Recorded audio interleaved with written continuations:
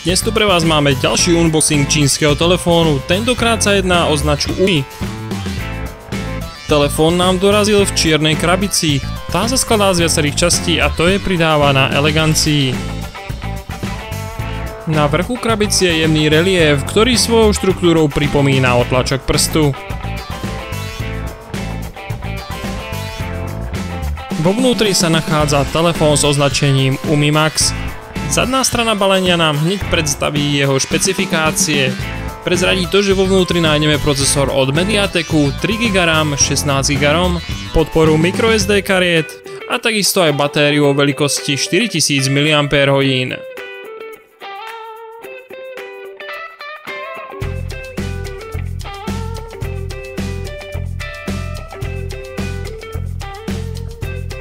Telefón je zabalený v obyčajnom igelitovom vrecku, ako už býva zvykom.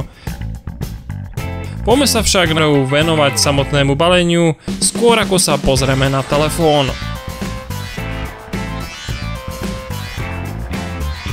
Pod papierovou prepážkou sa nachádza manuál, ten síce nesie názov UMI Super. Nachádza sa v ňom však spinka na vyberanie SIM karty a manuál pre UMI Max. V ňom nájdete základné inštrukcie, ako máte telefón ovládať, prípadne vložiť SIM karty. Tento manuál je v anglickom jazyku.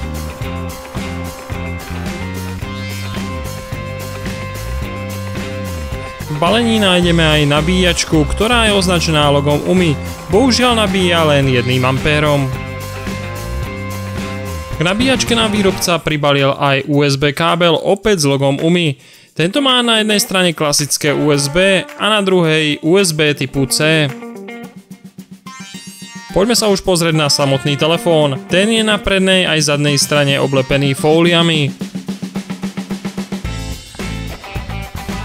Po ich zlepení rýchlo zistíte, že displej je osadený v hliníkovom tele, ktoré je príjemné na dotyk.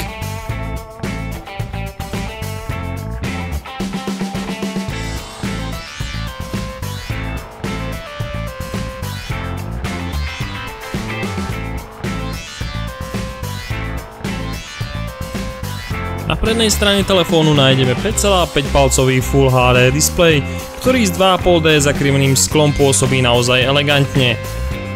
Na vrchnej strane sa nachádza hlasitý reproduktor a 5 megapixelová selfie kamera.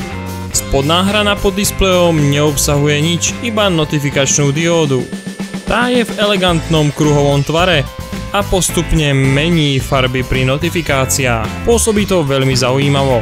Na pravej strane telefónu už nájdeme obvyklé tlačítka pre hlasitosť a zapínacie tlačítko. Zadná strana na vrchu obsahuje pás s anténami, pod tým je 13 megapixelový fotoaparát, duálny LED blesk, senzor pre otlačky prstov a pod ním už len logo UMI.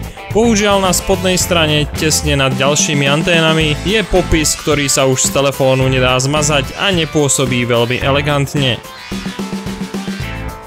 Na ľavej strane nájdeme slot pre 2 SIM karty, ktorý je hybridný, teda je pre microSD karty a nečakanie tlačítko fotoaparátu. Spodná hrana ukrýva reproduktor, ktorý není stereo, a USB konektor typu C.